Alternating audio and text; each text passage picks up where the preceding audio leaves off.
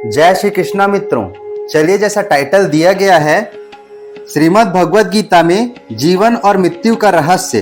श्रीमद् भगवद गीता के अनुसार आत्मा, पुनर्जन्म और मोक्ष की व्याख्या, इस टॉपिक पर बात करते हैं, चर्चा करते हैं। अगर आप मेरे चैनल पर नए हैं तो सब्सक्राइब करना ना भूलें। चलिए शुरुआत करते हैं। नमस्कार मित्रों, आज हम एक ऐसे गहरे और रहस्यमय विषय पर बात करेंगे जिसे हर मानव अनुभव करता है, जीवन और मृत्यु। लेकिन श्रीमद् भगवद गीता इस विषय पर जो दृष्टिकोण देती है वह न केवल आध्यात्मिक है बल्कि पूर्ण रूप से वैज्ञानिक और शाश्वत भी है। चलिए जानते हैं गीता के अनुसार जीवन क्या है, मृत्यु क्या है और इन दोनों का गूढ़ रहस्य क्या है। पहला, आत्मा का स्वरूप। न जायते म्रियते व कदाचित, अर्थात आत्मा न कभी जन्म लेती है न कभी मरती है। यह नित्य, शाश्वत और अजर अमर है। इसका अर्थ है हम शरीर नहीं, हम आत्मा हैं। शरीर नाशवान है लेकिन आत्मा अजर अमर है। आत्मा को न जलाया जा सकता है, न काटा जा सकता है, न गीला किया जा सकता है और न ही सुखाया जा सकता है। मृत्यु केवल आत्मा का एक शरीर से दूसरे शरीर में जाना है।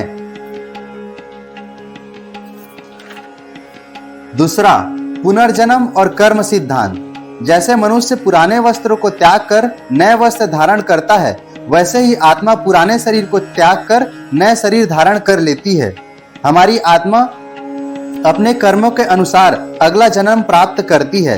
यदि कर्म पुण्य है तो आत्मा उत्तम योनि को मोक्ष प्राप्त होता है। यदि कर्म पाप में है तो निम्न योनि या दुख में जीवन मिलता है।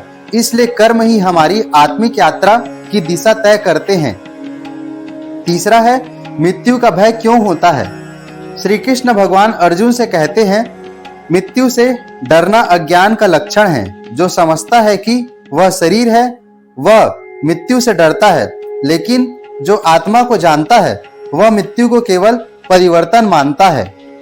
मृत्यु केवल देह का त्याग है, आत्मा की यात्रा तो अनंत है। गीता का संदेश है, मृत्यु से मत डरो बल्कि जीवन को सही तरह से जियो। चौथा है, मोक्ष का मार्ग। गीता अध्याय 4 श्लोक 9 में श्री कृष्ण भगवान कहते हैं, जो मेरे दिव्य जन्म और कर्म को जानता है वह शरीर छोड़ने के बाद पुनर्जन्म को प्राप्त नहीं करता। मोक्ष का अर्थ है आत्मा का परमात्मा से लीन हो जाना। जब आत्मा संसार के बंधनों से मुक्त होती है तब वह जन्म मृत्यु के चक्र से बाहर निकलती है। मृत्यु प्राप्त करने के 3 प्रमुख मार्ग, कर्मयोग, निष्काम कर्म, ज्ञान योग, आत्मज्ञान, भक्ति योग, ईश्वर भक्ति। 5वां है, मृत्यु के समय स्मरण का महत्व। मृत्यु के समय जो जिस भाव का स्मरण करता है वह उसी भाव को प्राप्त होता है, उसी शरीर को प्राप्त होता है। यही कारण है कि हिंदू संस्कृति में मृत्यु के समय भगवान का नाम लेना अनिवार्य माना गया है। जो व्यक्ति श्री कृष्ण भगवान का चिंतन करते हुए शरीर त्याग करता है वह मोक्ष को प्राप्त करता है। 6वां, जीवन को कैसे जिएं। गीता कहती है, कर्म करो लेकिन फल की इच्छा मत करो। जीवन को सेवा, भक्ति और सत्य के मार्ग पर चलकर जियो। मृत्यु को डर से नहीं, ज्ञान से समझो। जो मृत्यु को समझ गया वह जीना सीख गया। निष्कर्ष, तो मित्रों, गीता का ज्ञान हमें मृत्यु से डरना नहीं, उसे समझना सिखाता है। जीवन और मृत्यु दोनों आत्मा की यात्रा के आवश्यक पड़ाव हैं। जो व्यक्ति आत्मा को जान लेता है वह जीवन को सही दिशा में जीता है और मृत्यु को ईश्वर से मिलन मानता है। अगर आपको वीडियो अच्छी लगी हो या ज्ञानवर्धक लगी हो तो चैनल को सब्सक्राइब करें, लाइक, शेयर एंड कमेंट्स करें। धन्यवाद। जय श्री कृष्णा। जय श्री कृष्णा मित्रों, धन्यवाद। अगर आपको वीडियो अच्छी लगी हो या ज्ञानवर्धक लगी हो तो चैनल को सब्सक्राइब करें, लाइक, शेयर एंड कमेंट्स करें।